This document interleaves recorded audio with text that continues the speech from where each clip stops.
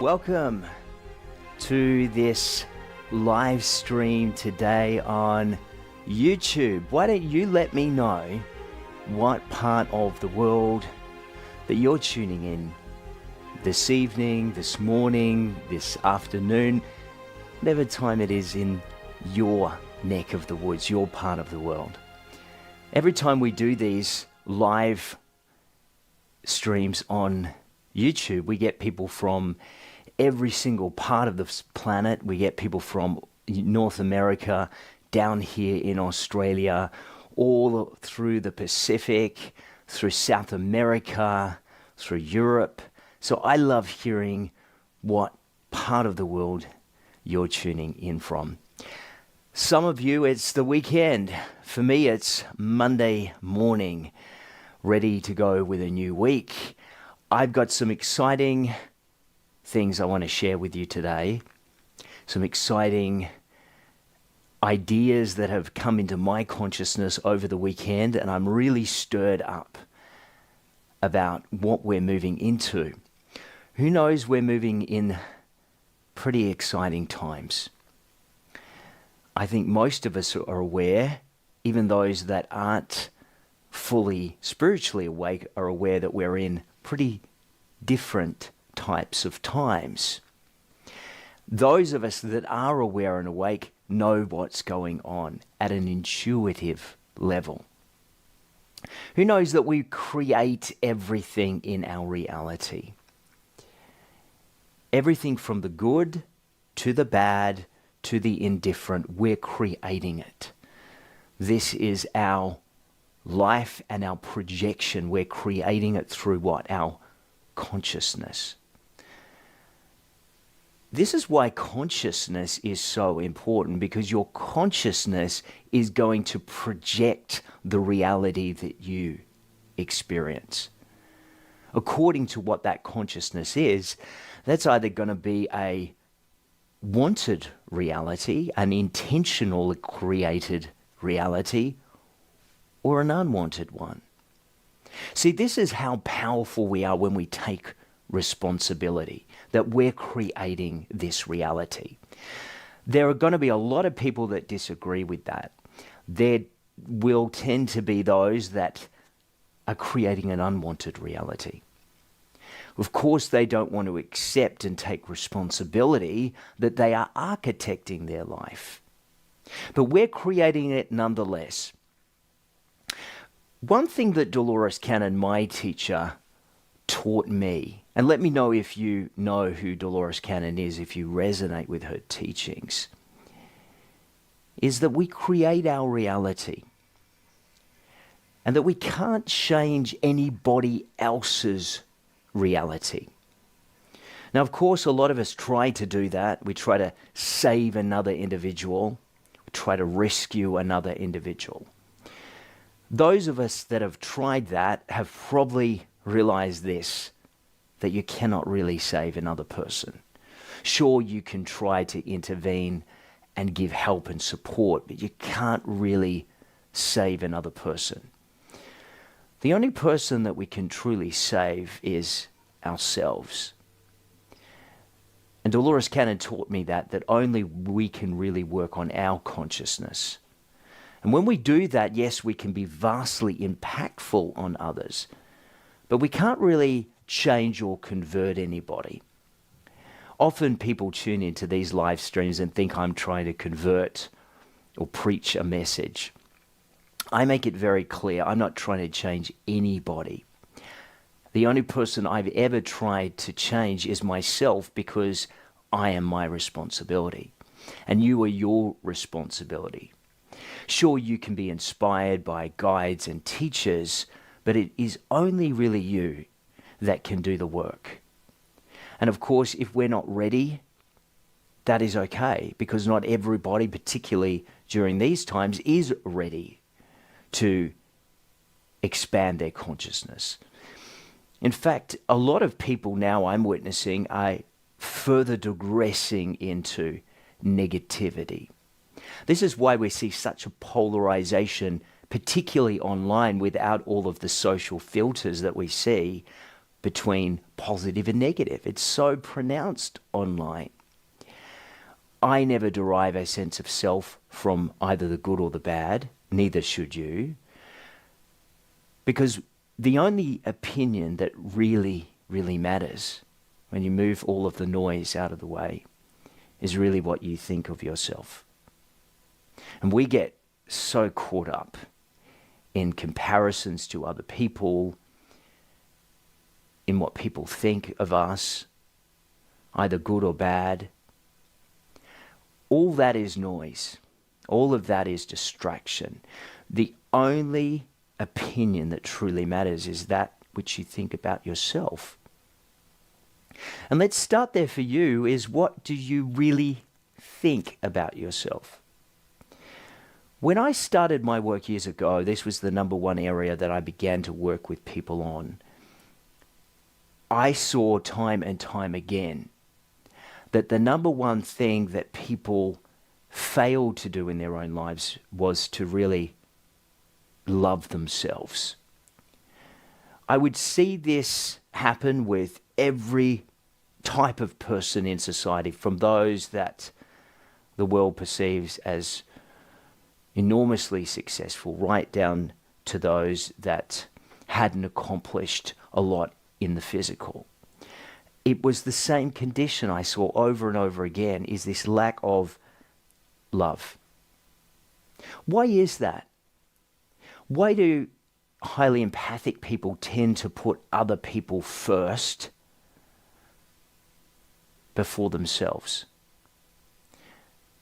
We're almost conditioned to really not look after ourselves.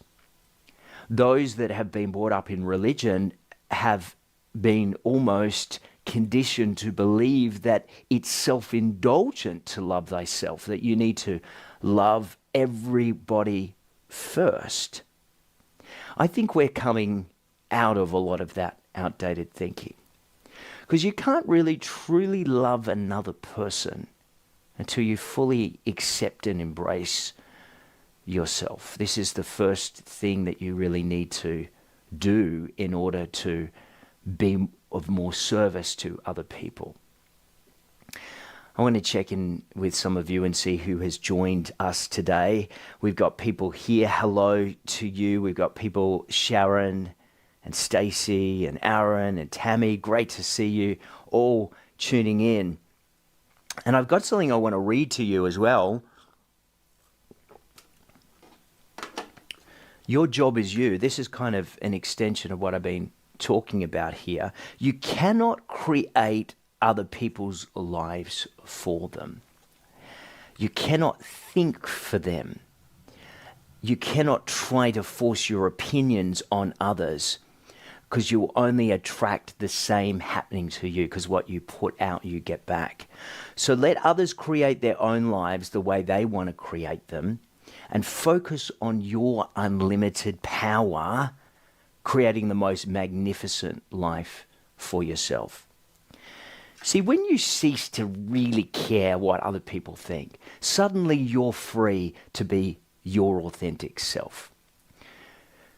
What is the worst? This is a question that I asked myself recently. What is the worst somebody can do to you if you put yourself out there? When I really gave that question some thought, my conclusion was the worst someone can really do is criticize you. And what they're doing really with criticism is just projecting their own criticism onto you, onto another.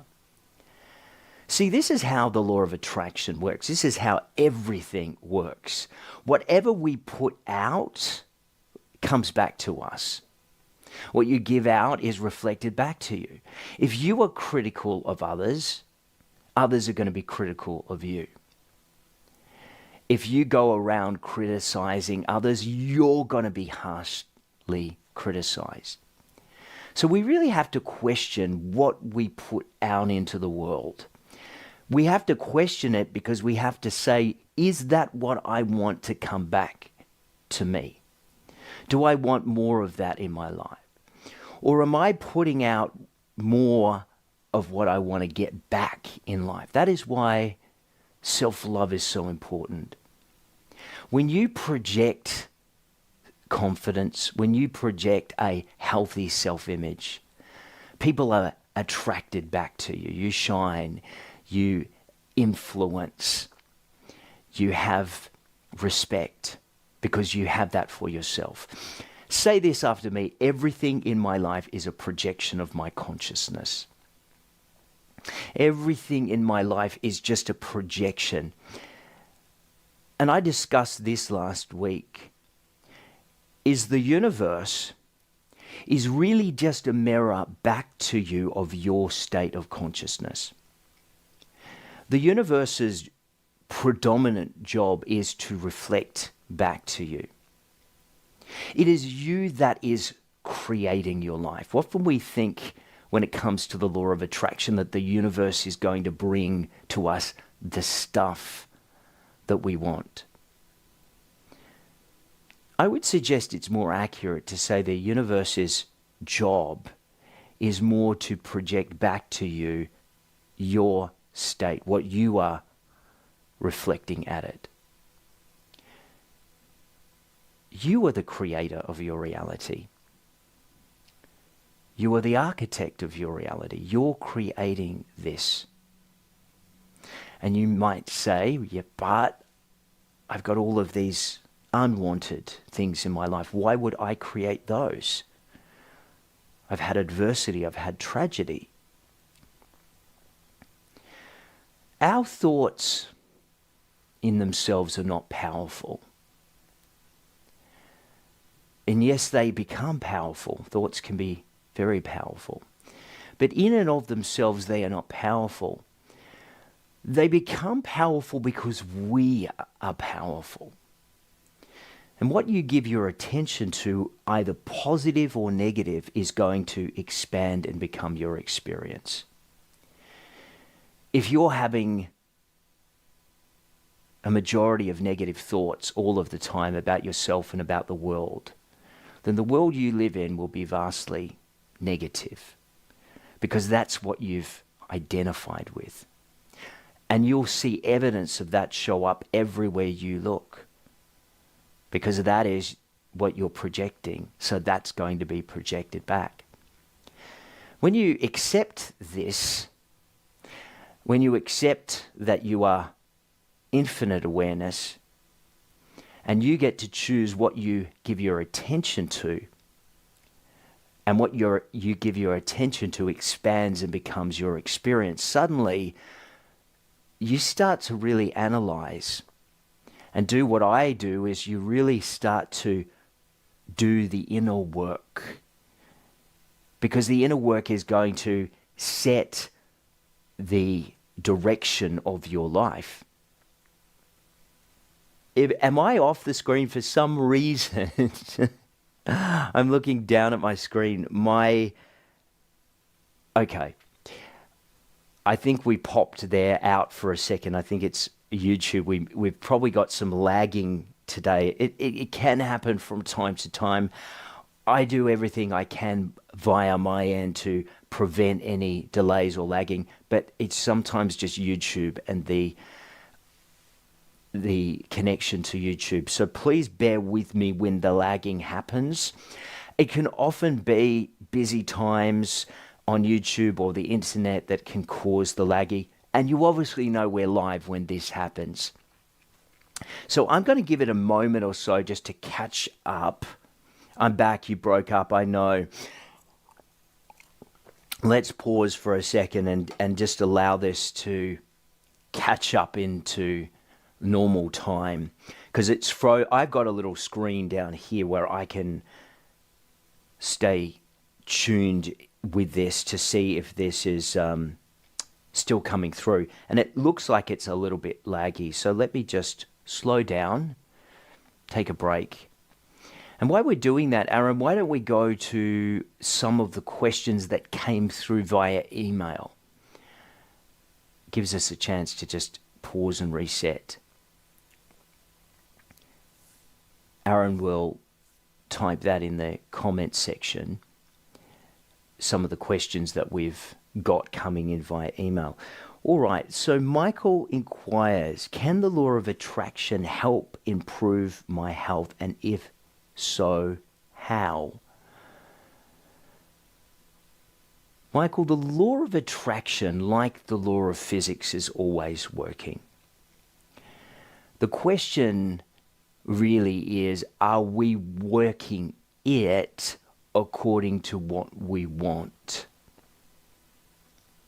The law of attraction is always working. And although we might say, well, it's not working for my health because I want to be healthy and I'm not attracting health, the law of attraction never gives you what you want. Say that after me. The law of attraction is not going to give me what I want. Michael, the law of attraction is going to give you what you are, because it's all it can do. It's a law, and all it can do is reflect like a mirror back to you what you are. When you understand that we live in a magnetic universe, we live in a reflective universe, everything just gets magnetized back to us, which we already are. This is why you're never going to attract really what you want in life until you first become it. If you want perfect health, first you have to see yourself as perfectly healthy before you're going to manifest that into your experience.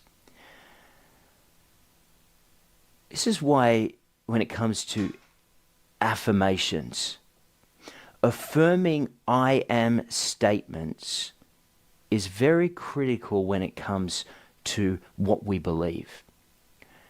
See, if we believe that our health is just out there a little bit, and we're trying to connect with it, we're trying to get to it, your health's always going to be a little bit out there.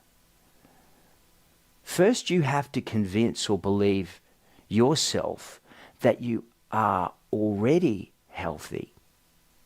Then what the universe is going to do is it will agree with that, and then it will bring that to you through your belief, through your attraction. So you can't get anything until first you believe it. Now you might say, yeah, but I can't believe it because I'm in pain, Paul. I can't believe it because I see the manifestation every day. So you have to get your identity identified with what you want rather than what you don't want. See, our condition today is a result of the thoughts that we had yesterday.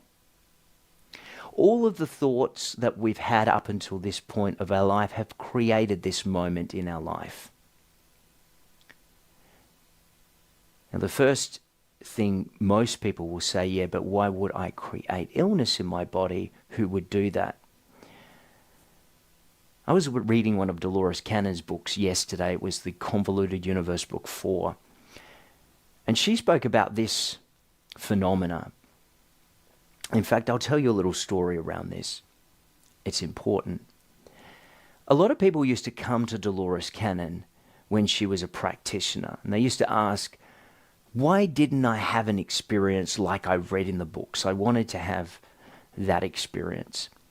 There was one woman in particular, and she wanted to be healed, and she blamed Dolores Cannon for not healing her. She said actually when she left having a session with Dolores that she was worse off after the session than when she came. She rang up Dolores Cannon. She was very angry, very irate that she didn't get what she wanted. Now, of course, Dolores, 40 years of experience, 40 years of asking questions and understanding the human condition, always wanted to be of help to people. And she wrote almost a whole chapter on this particular issue in her book, The Convoluted Universe, book 4. She discovered that not everybody really wanted to be well. There are those that so identify with their illness, with their ailment, they would say, who would I be without this? What would I have without it? Now, they don't even recognize this consciously. Of course, unconsciously, or consciously rather, they think, sure, I want to be well, I'm done with this. But when she would take people into the subconscious, she would realize that not everybody wanted to be well. In fact, some so identify with illness, they didn't even know who they would be without it. They like the sympathy they get from others. They don't have anything else going on. It consumes all of their time. It's so much of their identity that they don't know who they are without it. Who knows some of those people?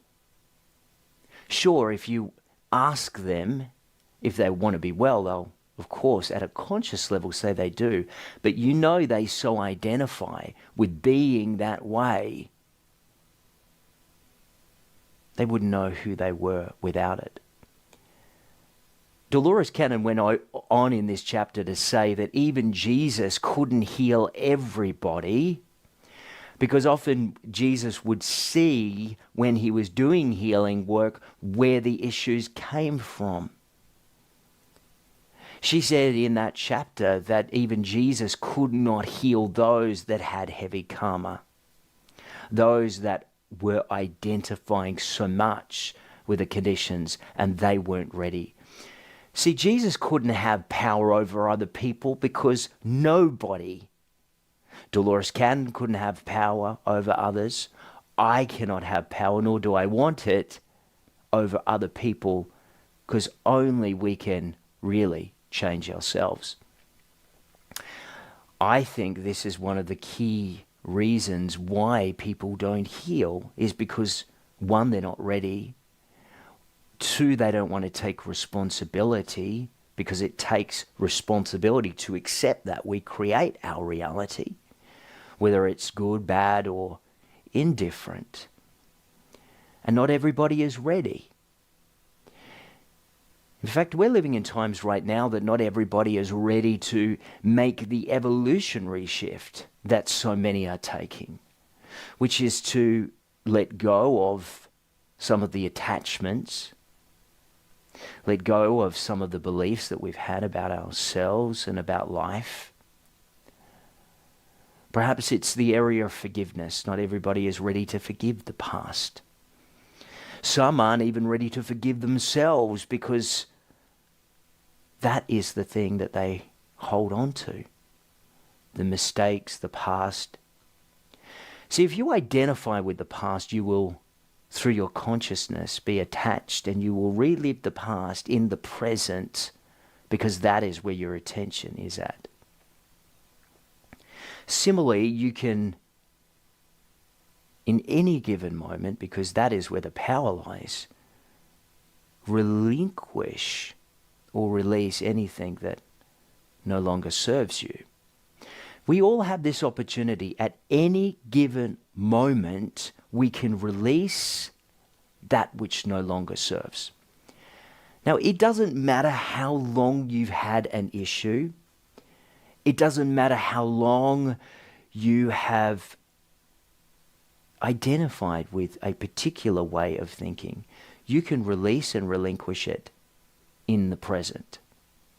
And then you, by your thoughts, you can create a whole new reality. Hello, Rebecca, who is in London. Now, can you let me know in the chat how bad and laggy this broadcast is, Aaron? If it's really bad, can you say really bad? Because I'm looking predominantly at the camera, because I want to look at you so you can see me, until I have a screen up on the next to my camera, I don't see unless I'm looking down.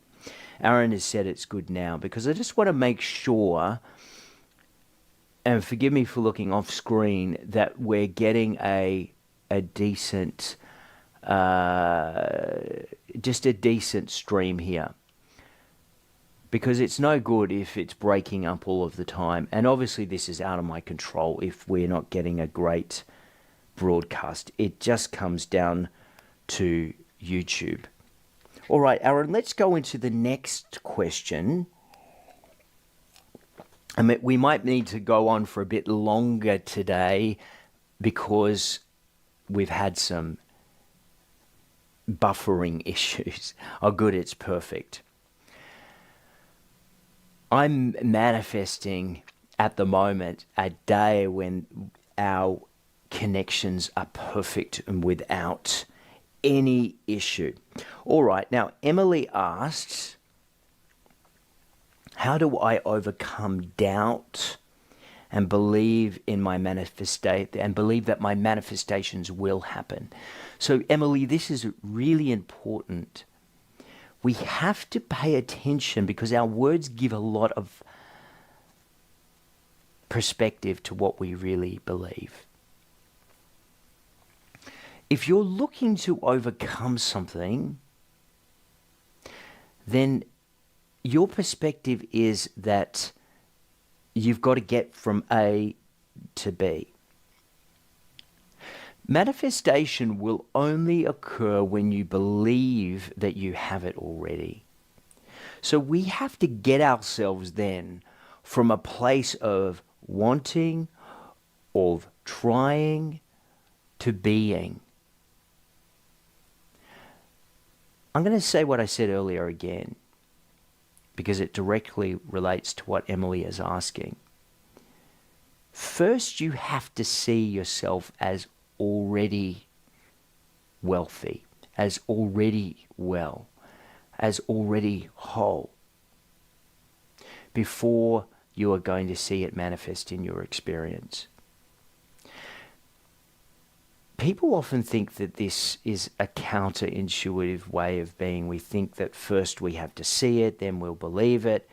First you have to believe it, then you will see it. See, this is the opposite of how things really are. Now, for people, most people are stuck in this, I'll believe it when I see it. Sure, I need evidence. This is the whole conditioning of the analytical mind. We need evidence. We need proof. We want statistics. We want data. The way manifestation really works, it does not operate according to the laws of the analytical mind. It does not operate according to the laws of the egoic mind. It operates by the laws of attraction. And if you look at that word specifically, to attract, it points towards something. First, to attract to something, it needs to be of the same. See, like attracts like. Good attracts good. Negative attracts negative. If you don't like something, say it's happiness, right? Say you're unhappy and you want to be happy. You aren't going to find happiness out there. And that's exactly what we do. We look out there for everything we seek in here. And every single time we come up disappointed because you will never find anything out there because it can't be found out there. This is the theme that all of the spiritual masters have taught over the centuries. From the Buddha to Jesus. Jesus articulated it this way. He said, the kingdom of heaven is within you. People of his time asked him, where is the kingdom of heaven? When will we see it? And he said, you will never see it out there. You will only experience it in here because the kingdom of heaven is within. Likewise, the Buddha said something similar. He came across some people and he was telling a story. And in that story, he was talking about a beggar that was on the street. And he was searching and asking for wealth, money, begging. A master came along one day and asked the beggar what he was sitting on and if he had ever looked in the box in which he was sitting on. And of course he had never looked in that box before. He was using it as a seat. And he asked him to look inside, and inside he found treasure. See, what he was pointing to there, what Jesus was pointing to, is everything that we are seeking out there can only and already exists in here. It seems counterintuitive to the analytical mind. It seems counterintuitive to the ego that we could find something that we're already lacking in here. And yet every great spiritual master has taught us that. Everything that you seek is within you. Now, how do you get it? Because you might find in your experience, I want to be happy, and I'm not. I want to be peaceful, and I don't have peace. I can't sleep at night. I have depression. I have anxiety, and I'm desperate for peace. How can I find it within when I've never found it there before? That is the question we ask, right? When you understand that we create our reality, say I create my reality, it is your job to create it for yourself. See, you will never find happiness. You can only create it for yourself.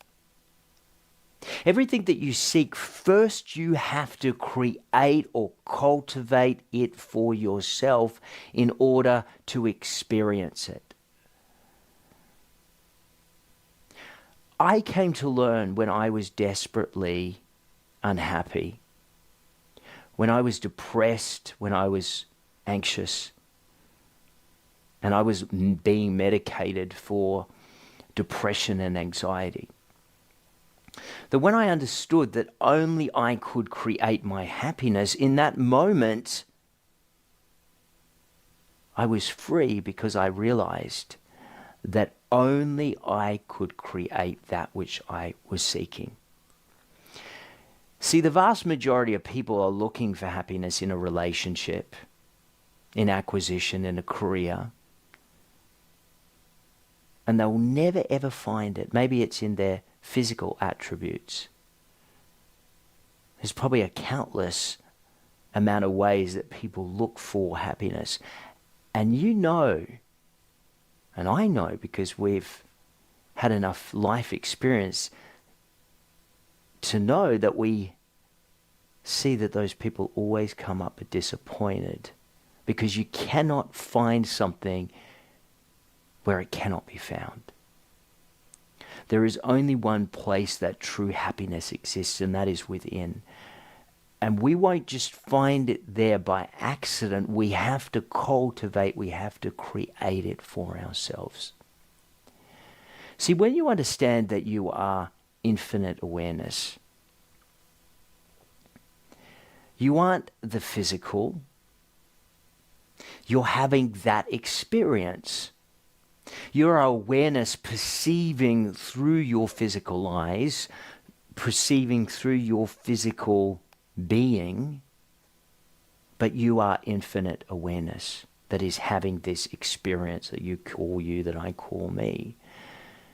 When you understand that, you have a sense of responsibility that what you give your attention to is really important, because you understand what you give your attention to expands, and that's going to be your life. Often we think this is going to happen in a day or 2 days. We go, all right, I accept that. I'm going to try that. I'll go within. I'll try to create happiness. And we try it for 1 or 2 days, and we don't get the results that we want. And then we give up and we revert back to what is familiar, what we've always done before. And then we say it doesn't work. The law of attraction didn't work because I tried it and it didn't work. See, this will work if you work it and are consistent with it. This will work if you don't give up. For the majority of individuals, they give up because they don't see the result in the time that they expect it to. Say I've got to live this. You have to live this. This is a lifestyle, not a single act.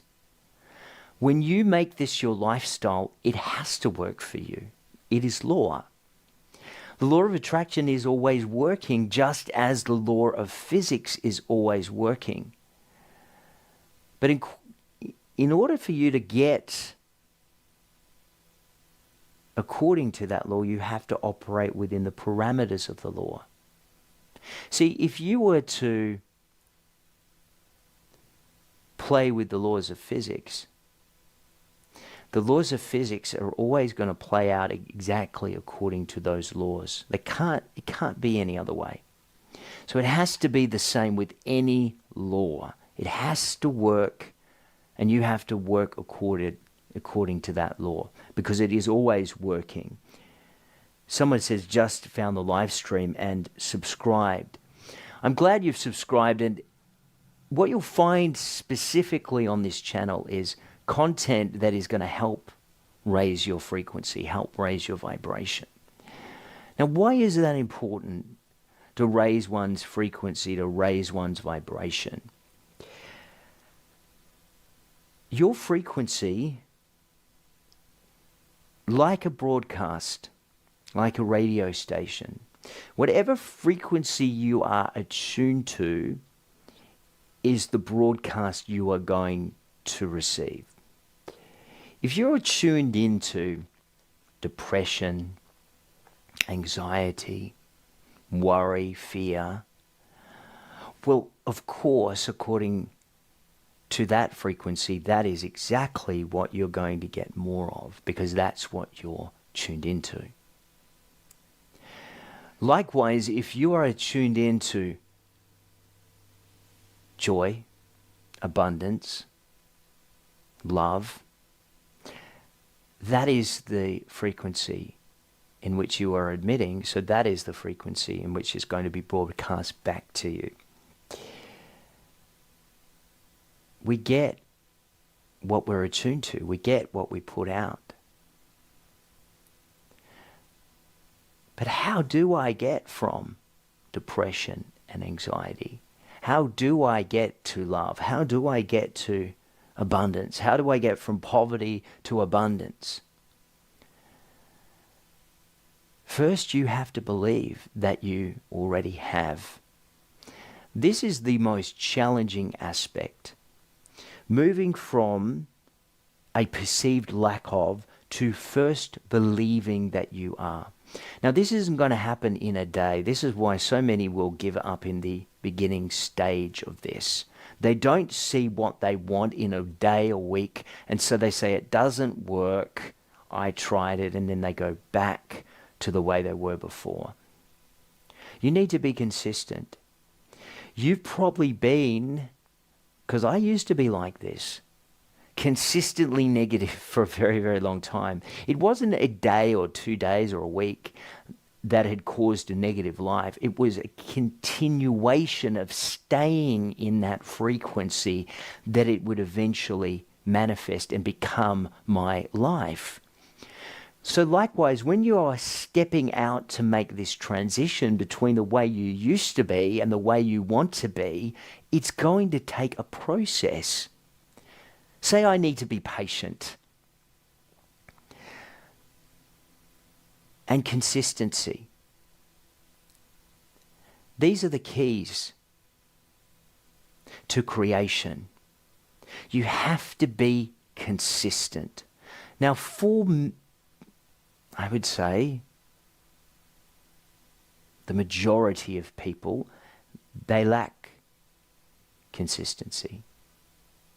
They try it and it doesn't work, so they give up. And then they'll search somewhere else, and then that doesn't work, so then look somewhere else. And they're on this ever-ending journey of trying to acquire. All right, we're going to take a short break now.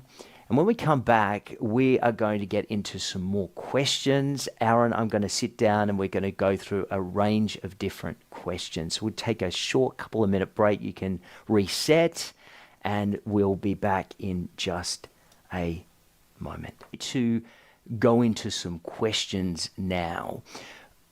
Aaron, let's start with our email questions.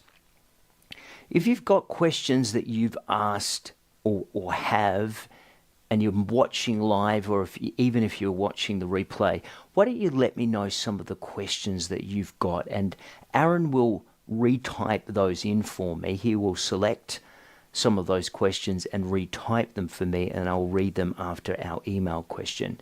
But first I'm going to get to David's question.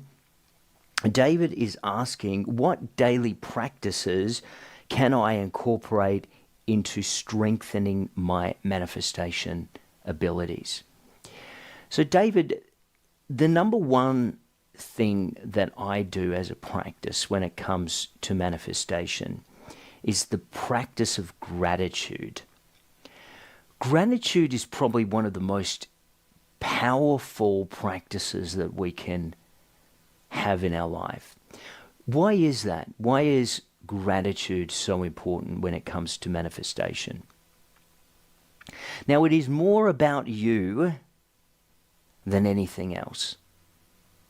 See, the way you feel, before I was talking about frequency and about vibration, the better you feel, the more attuned your frequency is going to be to receive the broadcast and all of the stuff that you want to see. See, if you're tuned into negativity, if you're feeling depressed, that is the broadcast, like a radio station, that you're going to get. See, this is why when we wallow or we entertain negative thoughts, we feel bad because we get the feedback loop. We get all of the broadcast coming back to us. So the power we have is to elevate our frequency and our vibration to get that frequency of what we want. So this is what gratitude does. If you want to manifest, you've got to be grateful. You have to feel gratitude for what you already have. Because what gratitude's going to do, that frequency is going to broadcast back to you more to be grateful for. The more you show gratitude, the more you express gratitude, the more you identify with gratitude, the more you're going to see gratitude and things to be grateful for show up in your experience. Does anyone practice a gratitude journal? Is anyone writing down or has a gratitude practice? And there's so many different ways of doing this. For me, I'm working through a specific program at the moment of gratitude.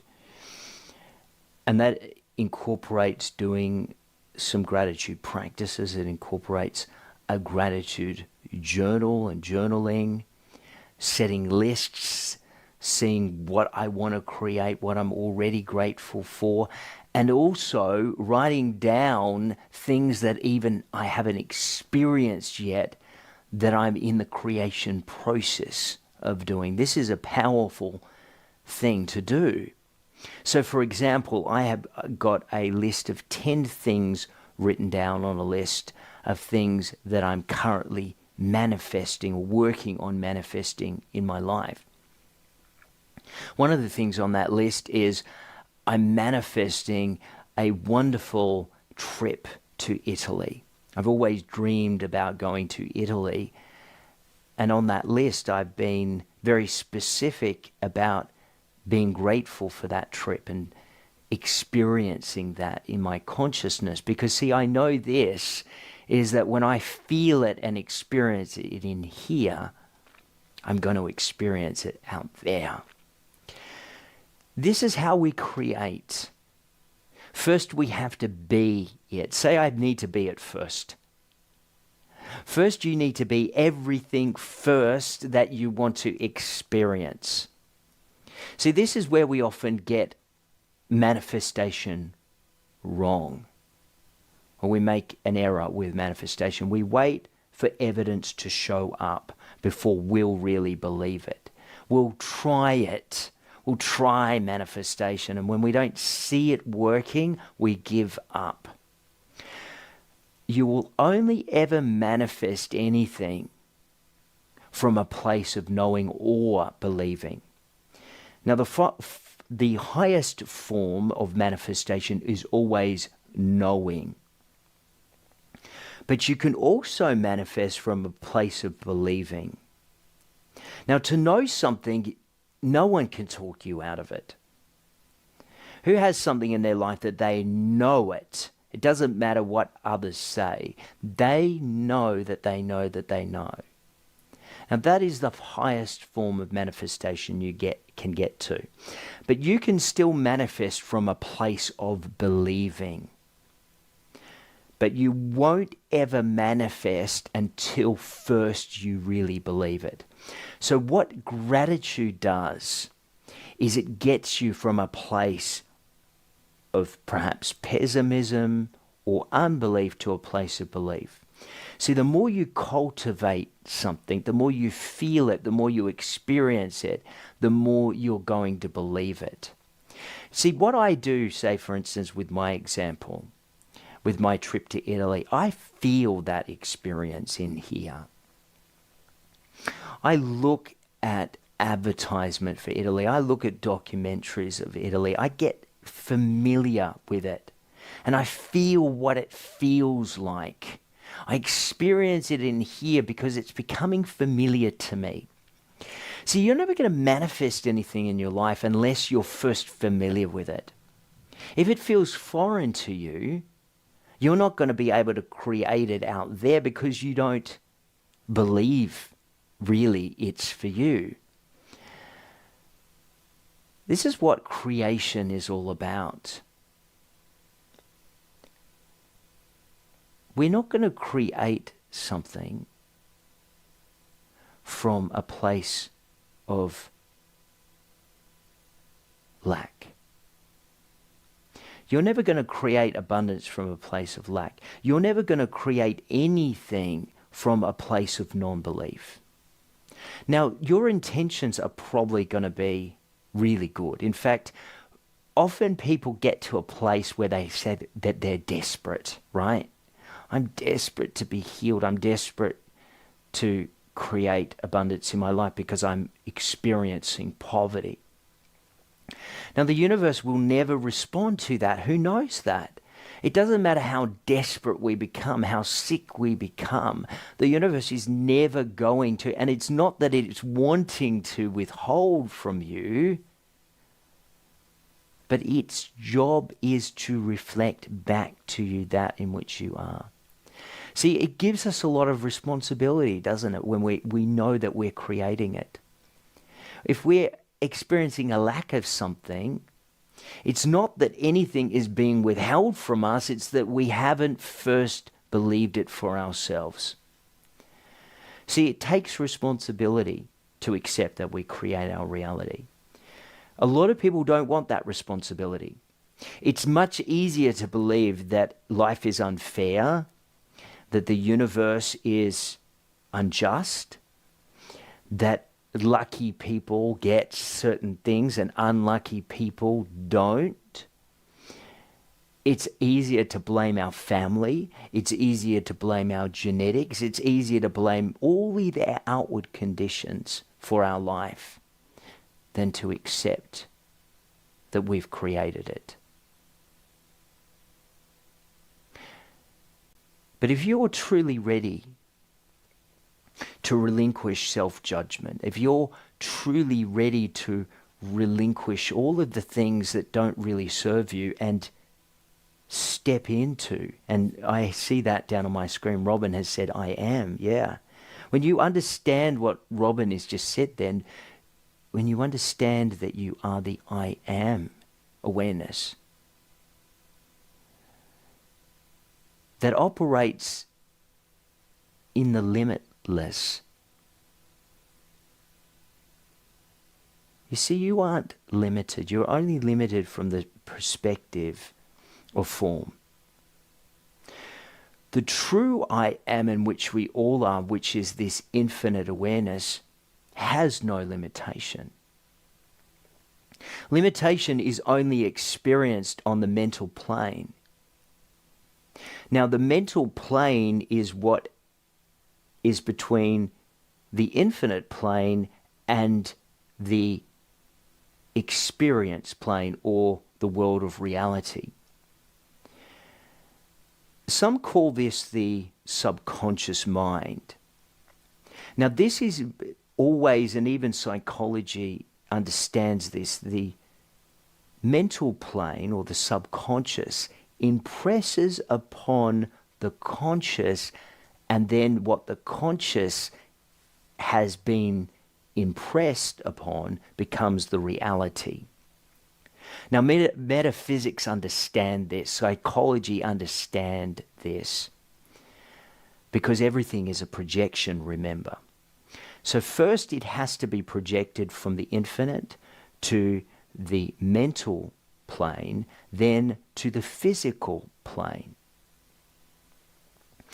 Robin, when we understand this, Aaron, we understand that we're creating everything.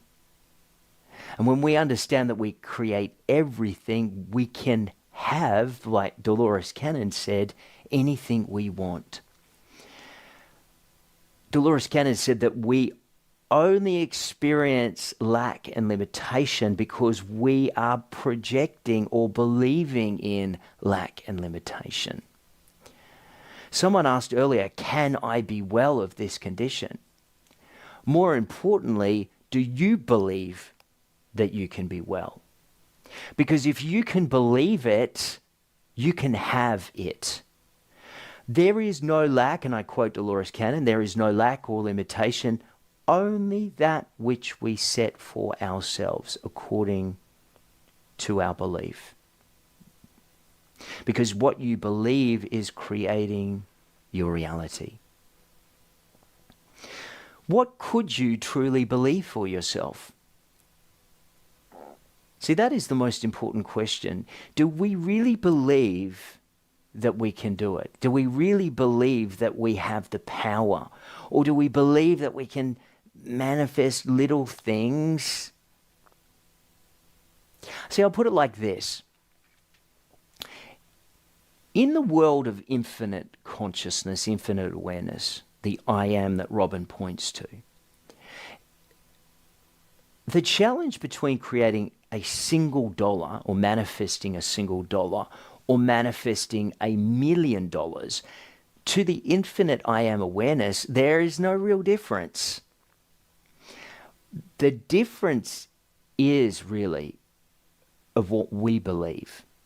See, infinite awareness wouldn't find it more challenging to manifest $1 or $1 million. The reason that a lot of people find it easy to manifest $1 is because they believe that it's easy to manifest $1 or a cup of coffee or something small or a gift or whatever it is. But when it comes to, it might be winning the lotto, $1 million, $100 million, we see, oh, that only happens very rarely, or that is something that, oh, I'm working towards, or I can do the dollar, but boy, I really need to become a good manifester before I get to that point. Do you see how the mental plane is influencing the physical plane? See, when you really believe something, when you not only believe it, but you know it, nobody is ever going to talk you out of it. And see, that's where you can experience in the present everything that you seek. See, I'm doing this in my own life. I'm already seeing things in a certain way. Now, someone might come along and say, well, I don't see any of that yet. Because I'm in a place of knowing, it doesn't matter what another person thinks. It doesn't matter what another person sees. It only really matters what I see, because I know from my experience and what I teach is that eventually those people will agree with me. Eventually those people will see what I've already seen. Are you brave enough in your own life to ignore and to disidentify with all of the negativity, with all of the pessimism, with all of the doubt, and start to really believe in the unseen realm? Because what you are going to identify is going to expand. It's working whether you accept this or not. Say thoughts become things. And the thoughts you've been having up until this very point in your life have created your life. Now, if you don't like the way your life looks right now, the great news about this is you can change it. You can change it by adopting or identifying thoughts that are going to serve you, that are going to uplift you, that are going to build the life you want rather than the life that perhaps you haven't desired. Let's get to the next question, Aaron. And if we've got anyone in the live that has asked a question, can you put it in there right now for me to read, Aaron? And then we'll go back to the email question. But if we haven't had any live questions, we'll go to the email. So you can line that up for me, Aaron. Thank you. And thank Aaron. He works so diligently in these live streams to manage the chat, to make sure it's a respectful environment. He manages all of the questions and lines them up for me. So thank you so much to Aaron. Send Aaron some love in the chat. Okay, Olivia wonders, how long does it normally take for manifestation to come to fruition? So this is another good one, isn't it? How long is it going to take? See, that's the belief. And no judgment there, Olivia. But what Olivia is really saying is when and how long. See, that is what you're going to get, because the vibration that you're putting out is when, how long, and that is really what is going to be mirrored back to you, is more time, more delay. In fact, I'll take it one step further than that. We can end up cancelling out the manifestation process by putting in the delay or believing that it's not working. We've cancelled it out by that belief. See, you have to use, like Robin used, I am statements. I am well. I have it now. Now, your analytical mind, of course, is going to say, well, I'm lying because it's not here now. I can't see it. I haven't received it. But see, this is what appears to be counterintuitive, is what you have to get to. You have to get to a place of knowing and believing before you're going to see it. Wayne Dyer said this, first you have to believe it before you see it. You have to believe it first. You will never see it until first you've believed it. And that is why most people never manifest. They wait to see it and then they'll believe it. And it doesn't work. I want you, rather, Olivia, to convince yourself that you have it. One great tool you might want to use is visualization. Visualization is a great tool, like gratitude, that you can get yourself familiar with that which you want to create. Make it so familiar to you that you can feel it, that you can taste it, that you can sense it. And once you've convinced yourself, once you truly believe that you have it, then you will be at the point of seeing it show up in your experience. Because remember, everything is responding to you. The law of attraction is not handing to you, it's responding to you. It's just mirroring back to you your state of consciousness. That's all it can do. It's your giant mirror. Say the law of attraction is my mirror, reflecting back to me that which I am. So first we have to become that thing. You want to be abundant. You want to be healthy. First, you have to be utterly convinced that you already are abundant. That you need to be grateful for what you have in abundance now. Be grateful for what you have. You have to wait for more of that to show up, and then you further identify with that. See, this isn't being a denialist, but we all have goodness in our lives. Most of the time, the analytical or the conscious mind focuses on all of the lack and the limitation. See, we have so much to be grateful for, but very little do we cultivate a practice that is grateful for what we already have. It's only being grateful for what you already have that you will have more come to you for you to be grateful for.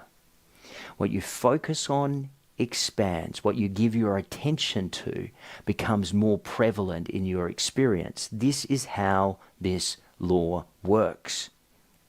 All right, Aaron, let's move to the next question. Someone has said 007 Mugs, nice username there. I don't know if you're a James Bond fan. You will never go higher than you believe. That's right. So we set the belief. We set the limitation by what we believe.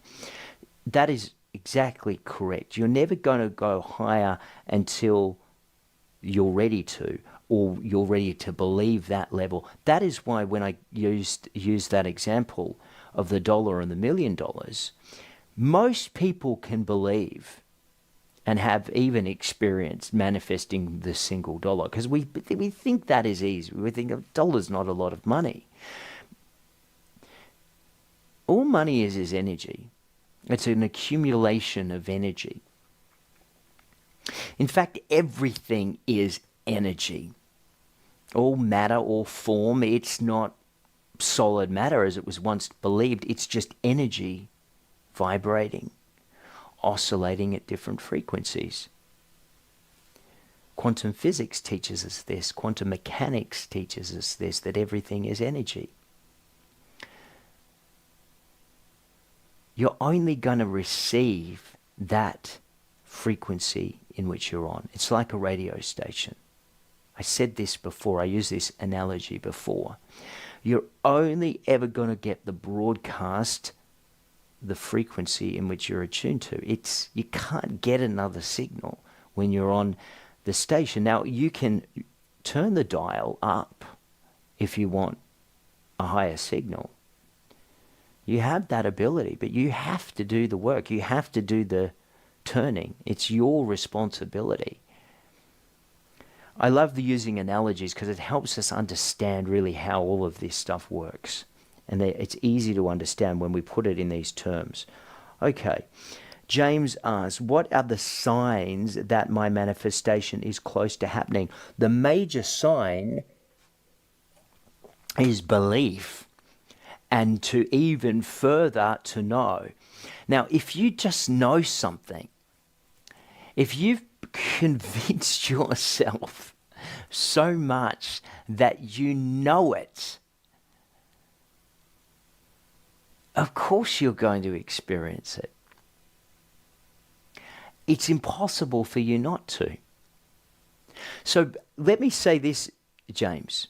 When you know whatever, and maybe Aaron, you can ask James if he's in the chat, what it is specifically that he wants to manifest.